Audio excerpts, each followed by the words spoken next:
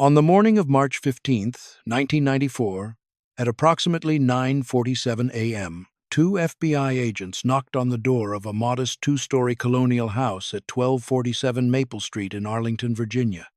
The man who answered, wearing a blue bathrobe and reading glasses, appeared to be nothing more than a 67-year-old retiree enjoying his morning coffee.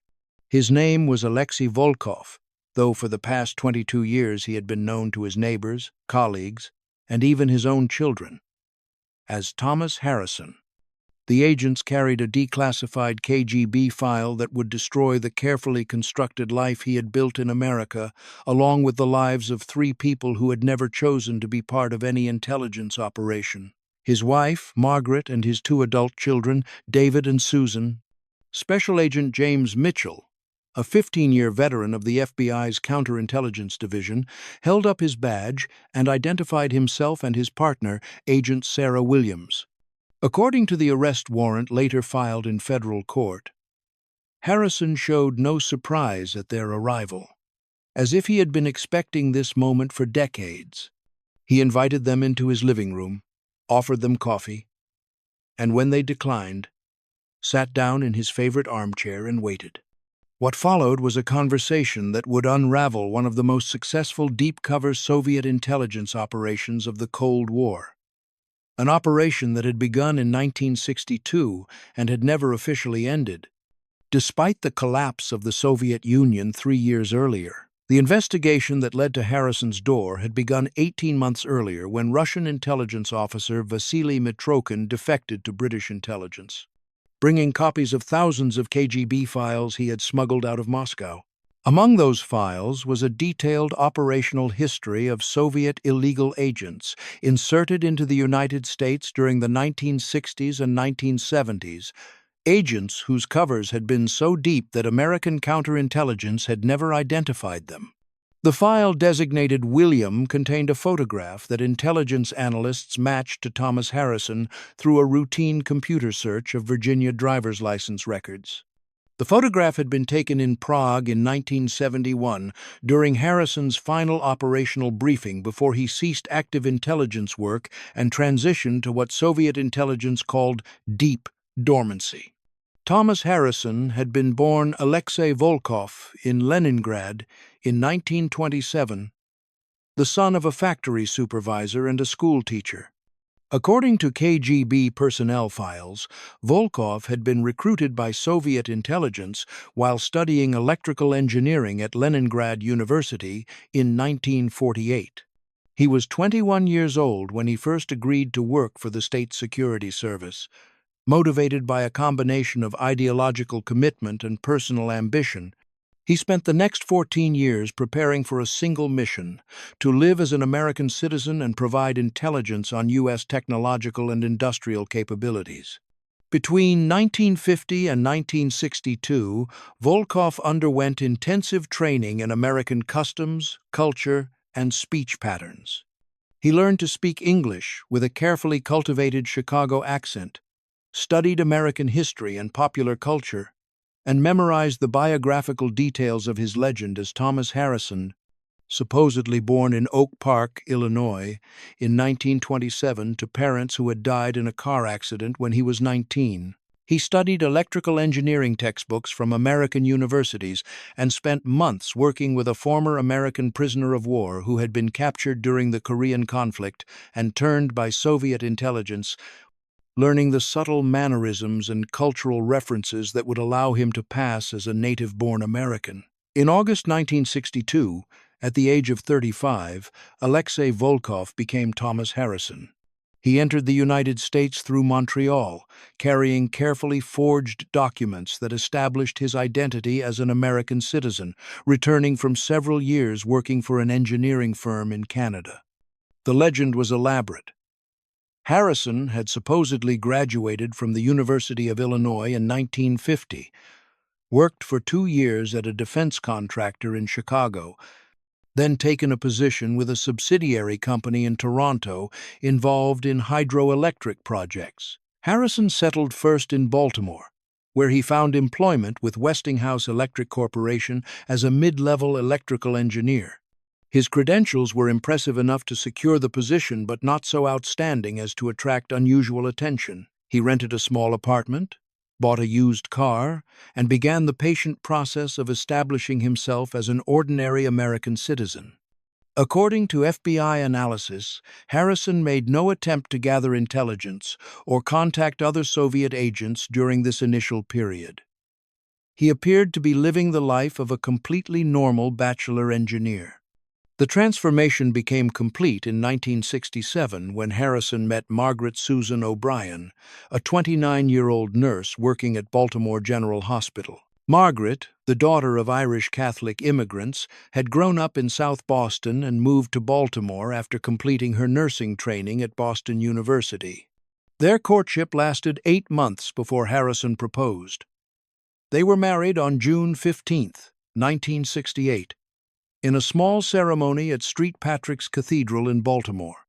Margaret would later tell FBI investigators that she never suspected her husband of having any connection to foreign intelligence during their 26 years of marriage. When she asked about his childhood or early life, Harrison would provide brief answers consistent with his cover story, then change the subject to more immediate concerns. Their first child, David Thomas Harrison, was born on March 22, 1969. Their daughter, Susan Margaret Harrison, followed on November 8, 1971. According to family photographs and home movies later examined by FBI analysts, the Harrison household appeared completely typical of middle-class American families during the 1970s. Harrison coached David's Little League team, attended Susan's school performances, and participated in neighborhood barbecues. He was elected to the local Parent-Teacher Association Board in 1975 and served as treasurer of his church council for 3 years. Neighbors described him as helpful and reliable. The family moved to Arlington, Virginia, in 1974, when Harrison accepted a position with a consulting firm specializing in power plant design and construction. The new job involved occasional travel to industrial sites, trips that typically lasted 3 to 5 days. According to KGB operational files later analyzed by the CIA, these business trips provided cover for Harrison's intelligence activities. However, the same files indicate that by 1974, Harrison's intelligence value had diminished significantly as Soviet priorities shifted and technological developments made much of his knowledge obsolete.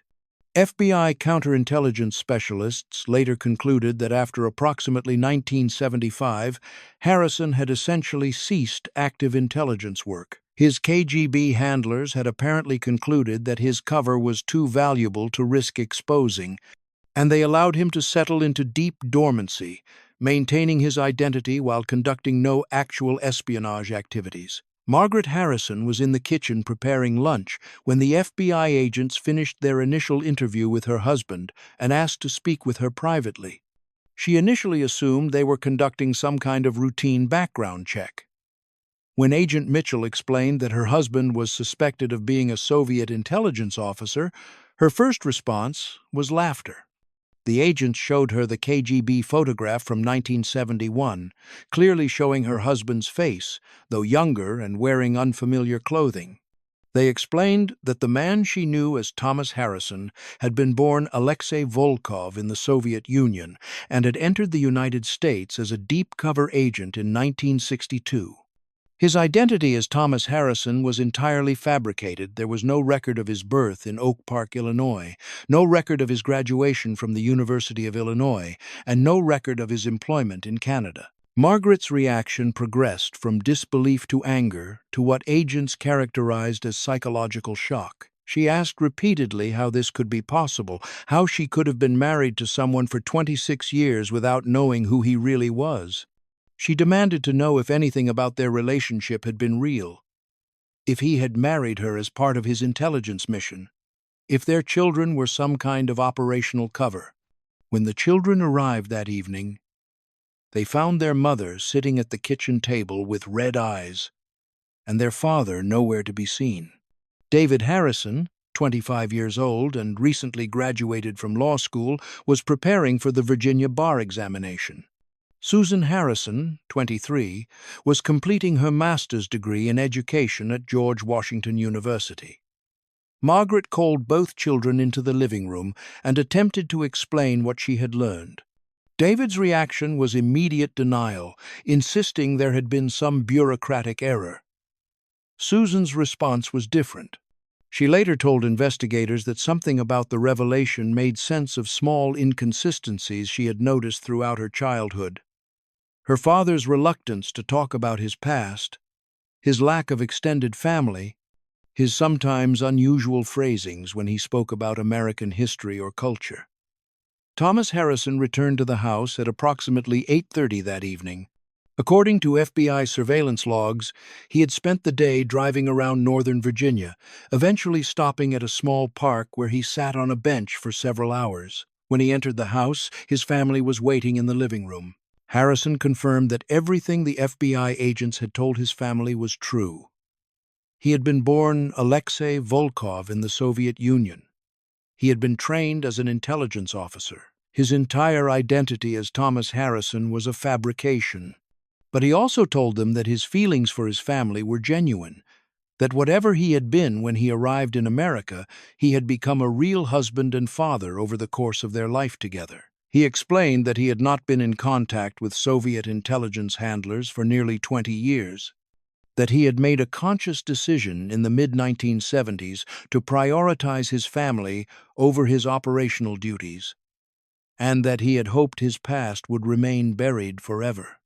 David Harrison's response was to leave the house without saying another word. He drove to a hotel in downtown Washington and did not contact his family for 6 days. Susan remained at the house, spending hours asking her father questions about his childhood, his training, and his decision to essentially abandon his intelligence mission. Margaret oscillated between fury and grief, sometimes screaming at her husband about the deception, sometimes weeping for the life she thought they had built together. The FBI arrested Thomas Harrison on March 22, 1994, exactly 25 years to the day after his son's birth. Harrison was charged with conspiracy to commit espionage, though prosecutors acknowledged that evidence of actual intelligence gathering was limited to the period before 1975. The more serious charge was that he had assumed a false identity and lived in the United States illegally for more than 30 years. Harrison's attorneys argued that their client had effectively defected in place, that his decision to cease intelligence activities and commit fully to his American family life constituted an implicit renunciation of his Soviet mission. They pointed out that he had paid taxes, voted in elections, and contributed to his community for decades. Federal prosecutors argued that Harrison's illegal entry and assumption of false identity were serious crimes, regardless of his subsequent conduct, and that allowing foreign intelligence officers to escape consequences by simply stopping their espionage activities would set a dangerous precedent. The case attracted significant media attention. The story of a Soviet spy who had supposedly gone native, abandoning his mission for family life, captured public imagination in a way that more conventional espionage cases did not.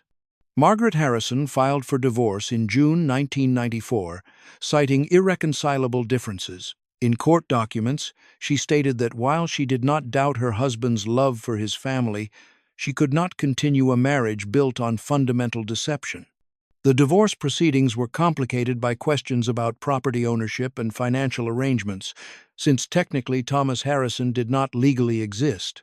David Harrison graduated from law school and passed the Virginia bar examination, but his application for admission was delayed by security concerns related to his father's case.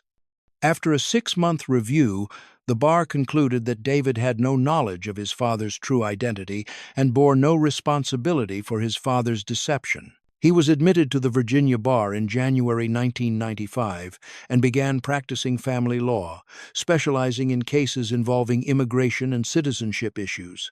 Susan Harrison completed her master's degree but struggled to find employment in public schools due to background checks that flagged her father's case. She eventually found work at a private school whose administrators were willing to judge her on her own merits. Thomas Harrison pleaded guilty to conspiracy to commit espionage and to assuming a false identity in September 1994. Under a plea agreement, he received a sentence of 10 years in federal prison, with the possibility of parole after 7 years. The plea agreement also specified that he would be deported to Russia upon completion of his prison sentence. The question of Harrison's deportation became complicated by the political situation in post-Soviet Russia. Russian authorities indicated that they had no interest in receiving a former KGB officer who had been compromised and potentially turned by American counterintelligence. They argued that Harrison had become an American problem, not a Russian asset worth reclaiming. Immigration authorities faced an unusual dilemma: how to deport someone to a country that did not want him back and which might not guarantee his safety. The Soviet Union, to which Volkov owed allegiance, no longer existed, and the Russian Federation operated under different political and legal systems. During his incarceration at the Federal Correctional Facility in Petersburg, Virginia, Harrison reportedly spent most of his time in the prison library, learning about Russian history and politics from books written after his departure from the Soviet Union in 1962. Guards and fellow inmates described him as quiet and introspective, someone trying to understand what had happened to the country he had left more than 3 decades earlier. Margaret Harrison attempted to rebuild her life after the divorce, but found the process difficult. Friends and neighbors who had known the family for decades struggled with how to relate to someone whose entire marriage had been based on deception. She eventually sold the house in Arlington and moved to North Carolina, where she took a position at a hospital and began using her maiden name again. David later described feeling as though his entire childhood had been a lie, that every memory of his father was now suspect. He struggled with questions about his own identity, wondering whether personality traits or interests he had attributed to his father's influence were actually the product of Soviet intelligence training. The close relationship he had enjoyed with his father was replaced by a sense of betrayal that persisted for years. Susan reported feeling guilty about her ability to understand and partially forgive her father's deception, as if her capacity for empathy made her somehow complicit. She wondered whether her father's love had been genuine or performance. The uncertainty about what had been real in their family relationships created a lasting sense of instability and self-doubt.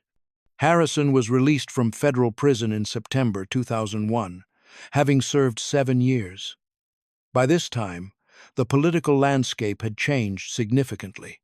The September 11th attacks had occurred just days before his release, shifting American security priorities toward counterterrorism. The deportation proceedings were postponed due to the security crisis, and Harrison was released to a halfway house in Richmond, Virginia.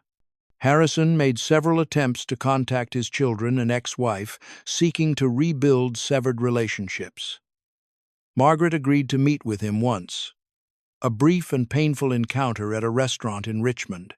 The meeting confirmed her decision to maintain distance, as she found it impossible to separate the person she had loved from the deception he had maintained. David refused all contact with his father for several years, maintaining that the betrayal of trust was too fundamental to overcome. He had established a successful law practice specializing in immigration cases, work he later acknowledged was partly motivated by his desire to understand the legal complexities his father's situation had created. Susan maintained sporadic contact with her father, visiting him occasionally. Their conversations focused largely on his childhood in the Soviet Union and his experiences during the Cold War, subjects he had never discussed during the decades when he was living as Thomas Harrison. In 2005, 11 years after his initial arrest, Harrison's deportation order was finally lifted by an immigration judge who ruled that the passage of time, changed political circumstances, and the potential danger of deportation outweighed the government's interest in removing him. The ruling was controversial, with critics arguing it established a precedent allowing foreign intelligence officers to avoid consequences by waiting for political circumstances to change. Harrison spent his remaining years living quietly in Richmond, working part-time at an electronics repair shop. He never remarried and lived alone in a small apartment. Neighbors described him as polite but reserved, someone who seemed to carry a constant sense of sadness or regret. He occasionally attended Russian Orthodox church services, but formed no close relationships. Margaret never remarried and eventually retired from nursing in 2007. She maintained her residence in North Carolina and had minimal contact with her ex-husband. In interviews with researchers, Margaret described the lasting psychological effects of learning that her marriage had been built on deception. Speaking of difficulty trusting subsequent relationships and ongoing questions about whether any of her memories could be considered authentic, David established himself as a successful immigration attorney, handling cases involving refugees, asylum seekers, and individuals with complex citizenship issues.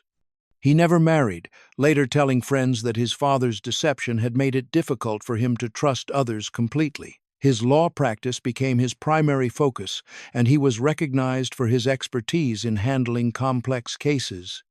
Susan completed additional graduate work in psychology and became a counselor specializing in family trauma and trust issues.